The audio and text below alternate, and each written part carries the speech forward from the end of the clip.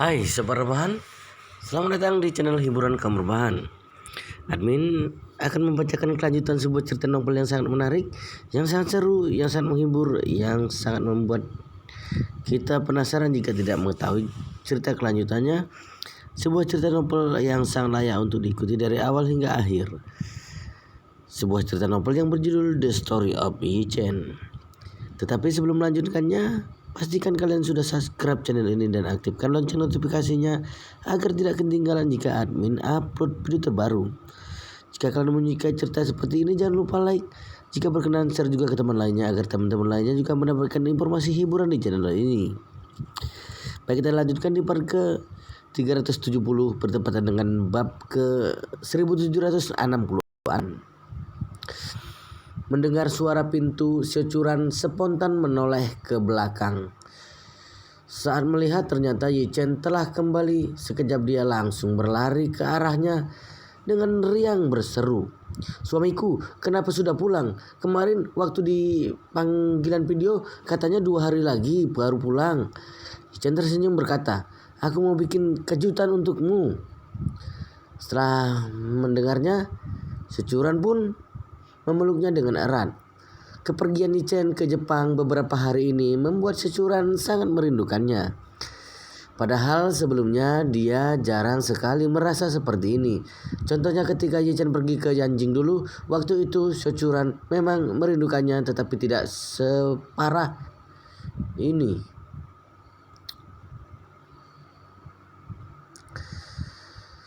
Tidak separah sekarang. Maka dari itu ketika melihat Yi Chen yang mendadak pulang ke rumah, dia tak kuasa menahan rindu yang telah ditahankan beberapa hari ini. Dia pun langsung mendekapkannya. Yi Chen tak menyangka istrinya akan bertindak sepulgar ini di depan ayah serta ibu mertuanya. Dirinya merasa senang sekaligus malu. Pada akhirnya dia pun berbisik pada Securan, "Istriku, kalau mau memeluk nanti saja saat di kamar. Ayah dan ibu sedang melihat kita." Securan tersentak, pipinya pun merona merah. Dia merasa agak malu lalu dengan cemas berkata, "Tadi kami sedang melihat berita di televisi, katanya beberapa hari yang lalu ada kasus pembunuhan massal di Jepang. Korbannya ada 30 orang lebih. Sungguh menakutkan." Yi Chen bertanya dengan shock, "Televisi dalam negeri juga sudah menayangkannya?" "Iya," Securan berulang kali mengangguk berkata dengan sungguh-sungguh, "Ada banyak saluran televisi yang sudah menayangkannya. Sepertinya pihak Jepang juga berhasil menangkap pelakunya di bandara. Jumlah pelakunya sampai 3 bus. Sistem keamanan Jepang sangat mengerikan. Jika tahu di sana sekacau ini, aku tidak akan membiarkanmu pergi." Yi Chen tersenyum membalas, "Aku juga tak tahu di sana akan sekacau itu.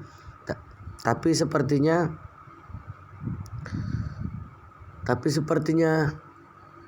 hanya kebetulan saja." Sementara itu Malan telah menghampiri mereka dengan senyum yang mengisi wajahnya. "Wah, wah, menantuku kesayanganku sudah pulang. Selama kamu di Jepang, ibu sangat merindukanmu." Secangkun mengerut dari samping dengan jengkel berkata, "Mana mungkin kamu merindukan Yi Chen? Kamu itu sedang menantikan oleh-oleh yang akan diberikan padamu." Malan langsung melototi Secangkun lalu memarahinya. "Secangkun, diam kamu.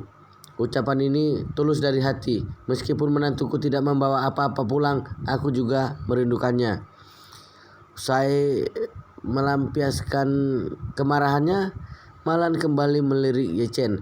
Lalu dia tersipu-sipu sambil bertanya, "Menantuku, apakah kali ini kamu membawakan oleh-oleh untuk ibu?" Yi Chen mengangguk, "Tentu saja ada."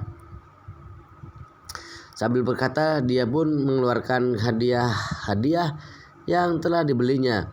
Pertama-tama dia mengeluarkan sekotak cincin yang akan diberikannya kepada Securan. Kemudian menaruhnya di atas tangan istrinya. Dia berkata dengan penuh senyum, "Istriku, ini untukmu. Coba buka." Cucuran tampak terkejut. "Apa ini?" Yichen tersenyum dengan lembut. "Buka saja dulu, nanti kamu juga akan tahu." Malan yang berdiri di samping pun mendesak putrinya itu. "Curan, cepat buka. Ibu ingin lihat apa yang diberikan menantu ibu ini untukmu." Malan tampak tidak sabar menunggu giliran untuk menerima hadiahnya. Maka Yichen pun mulai membuka kopernya di lantai. Tak kuasa menunggu lebih lama, Malan pun membungkuk dan berkata, "Astaga, menantuku memang paling baik, sampai harus repot-repot begini. Sini biar ibu bantu." Yichen tersenyum. Dia tak menolak tawaran dari Malan. Malan membuka koper tersebut ketika melihat sebuah tas besar merek Boss di dalamnya. Dia segera melonjak. Sepertinya ini pakaian pria."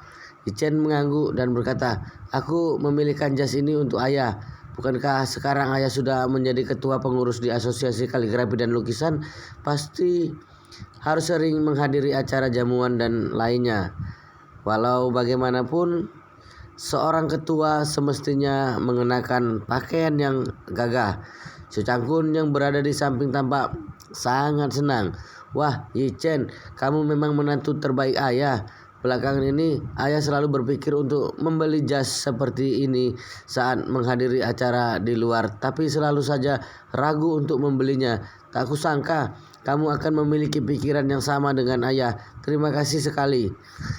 Malan mengerutkan bibirnya dan melempar kantongan jas itu ke dekat kaki Xiao Changkun dengan sinis berkata, "Memangnya tua bangka sepertimu pantas memakai jas sebagus ini?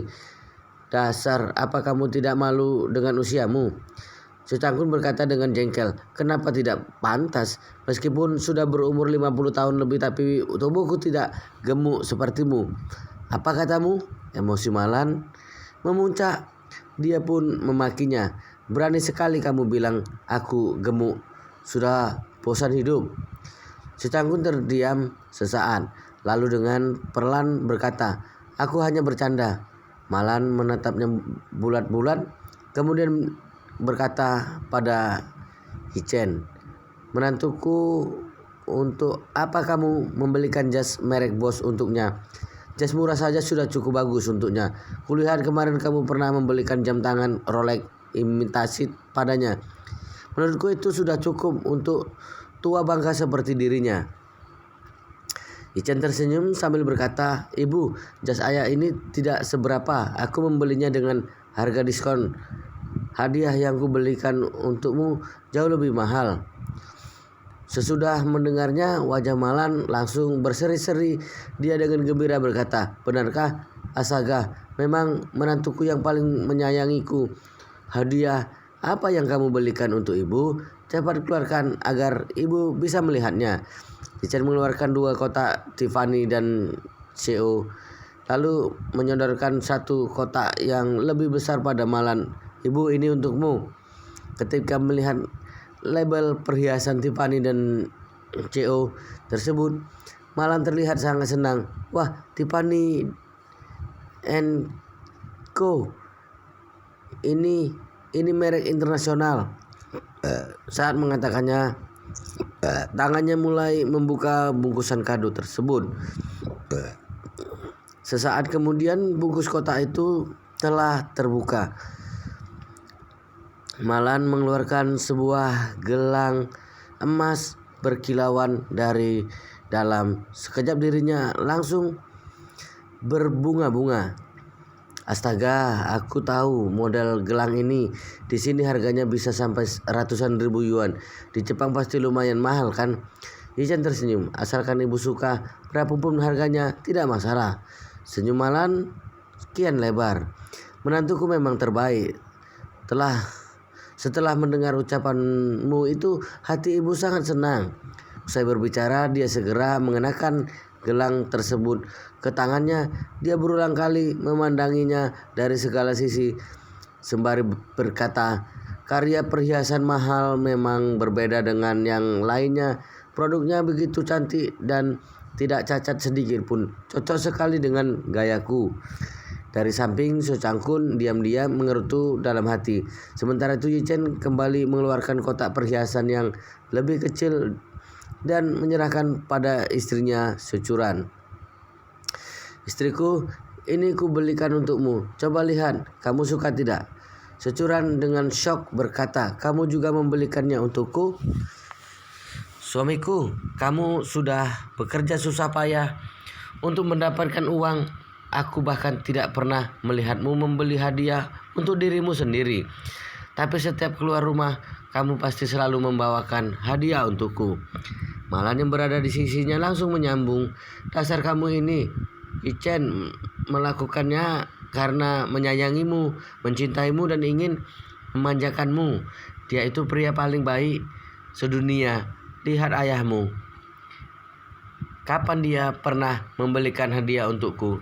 Secangkun mengerutu dan berkata, "Dari dulu kamu yang selalu memegang kendali atas keuangan. Aku bahkan tidak memiliki uang receh sedikit pun di kantongku. Bagaimana caraku membelikan hadiah untukmu?" Malan berkata dengan penuh emosi, "Cih, suami orang lain yang tak punya uang sekalipun juga bisa memikirkan segala cara untuk membelikan istrinya hadiah. Kamu hanya bisa cari alasan bilang tidak punya uang puluhan tahun ini. Memangnya kamu tidak pernah punya uang simpanan sendiri?"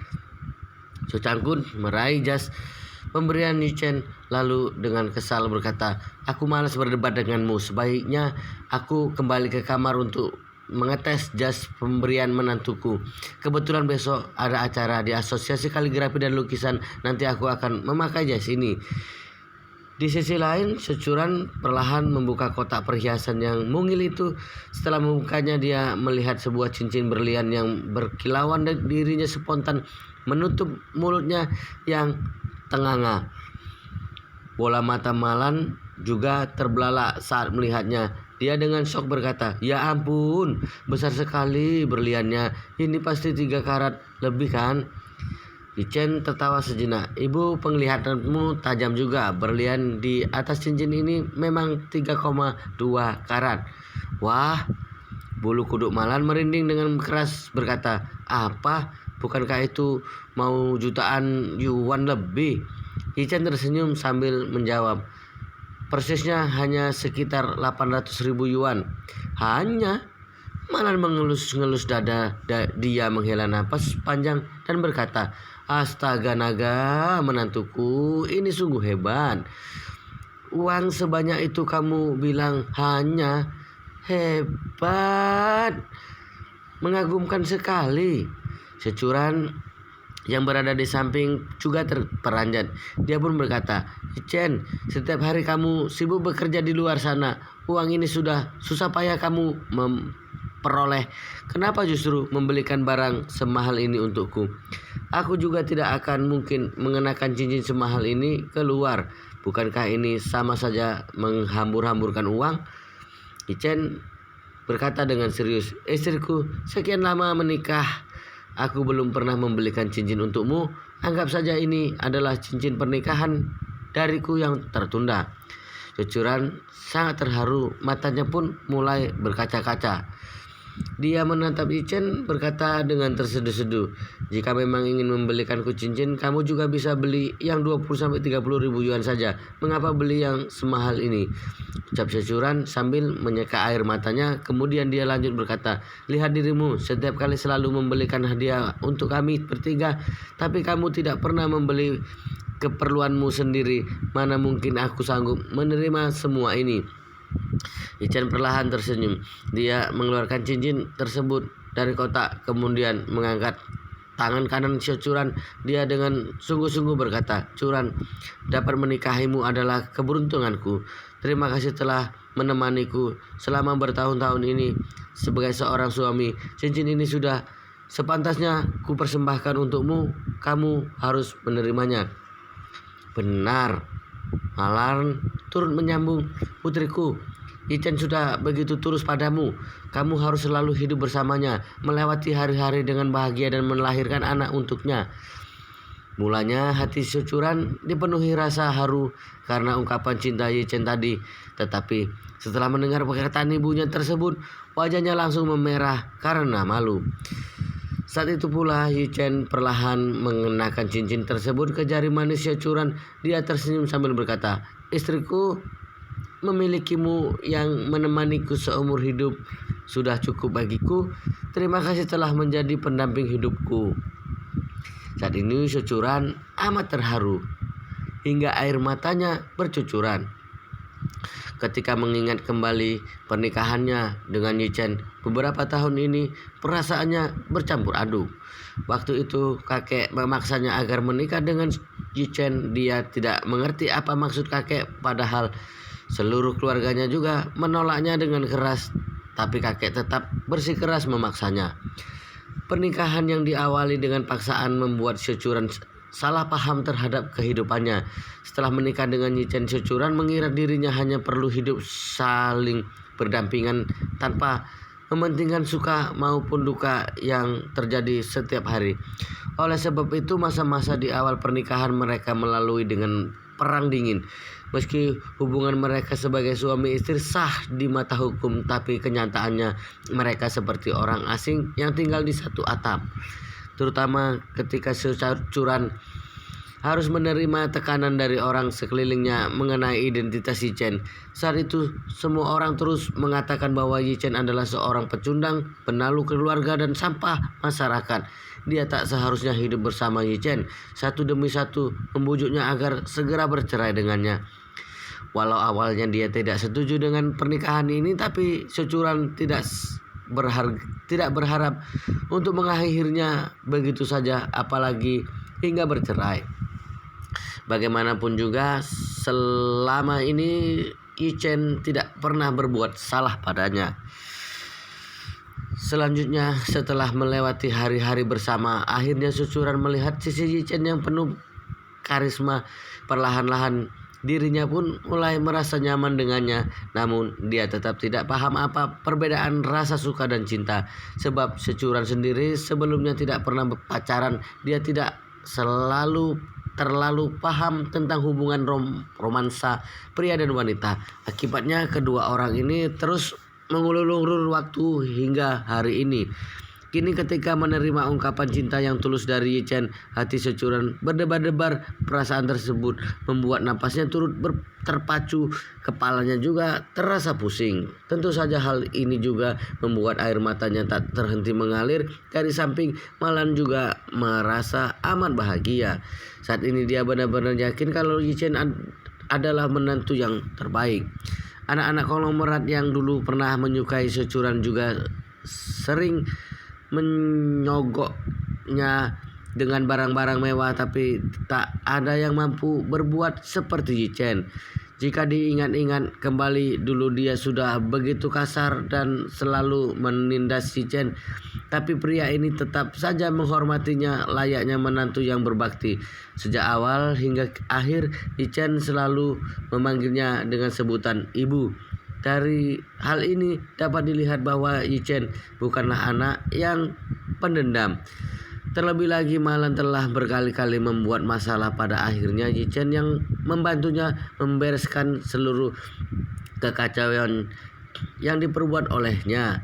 Yichen bahkan pernah menyelamatkan nyawanya. Yang terpenting yaitu akhirnya Yichen sudah sukses. Menantunya itu sanggup membeli rumah di Thompson kelas atas dan 2 mobil BMW dengan uang hasil jerih payahnya sendiri. Setiap kali keluar untuk membantu orang lain memeriksa Feng Shui, Yichen juga selalu membelikan hadiah mahal untuknya.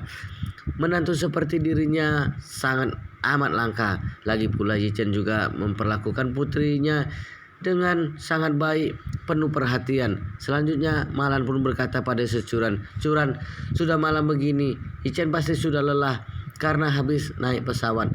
Sebaiknya kalian berdua cepat kembali ke kamar, mandi dan tidur sama-sama." "Hah?" Securan termenung sejenak. Kedua pipinya langsung memerah dan dengan lirih berkata, "Ibu, apa yang kamu bicarakan? Mandi bersama gimana?" Malan dengan datar berkata, "Bukankah mandi bersama itu hal yang wajar? Kebetulan kamar mandi di villa kita ini ada bak mandi yang luas. dan mewah pasti muat untuk berdua. Kamu juga bisa membantu Yichen menggosok punggungnya dan lain-lain. Bukankah itu sangat bagus? Dalam sekejap Syucuran tampak malu-malu dan salah tingkah. Meski umurnya sudah 20 tahun lebih, tapi kenyataannya dia hanyalah wanita yang tidak pernah berpacaran sebelumnya. Kini Malan tiba-tiba mengusulkan agar dia mandi bersama Yichen, bahkan menggosok punggungnya pria itu. Tentu saja dirinya merasa gugup, malu, dan tidak tahu harus berbuat apa. Wow, luar biasa sekali guys, ceritanya sangat seru, sangat menarik, sangat menghibur, sangat membuat kita penasaran jika tidak mengetahui cerita kelanjutannya. Tetapi sepertinya di bab ini, di part ini sampai di sini dulu, dan kita akan lanjutkan di part berikutnya di video selanjutnya. Pastikan kalian sudah subscribe channel ini dan aktifkan lonceng notifikasinya agar tidak ketinggalan jika admin upload video terbaru. Jika kalian menyukai cerita seperti ini, jangan lupa like, jika berkenan share juga ke teman lainnya agar teman-teman lainnya juga mendapatkan informasi hiburan di channel ini. Baik, kita lanjutkan di part berikutnya di video selanjutnya.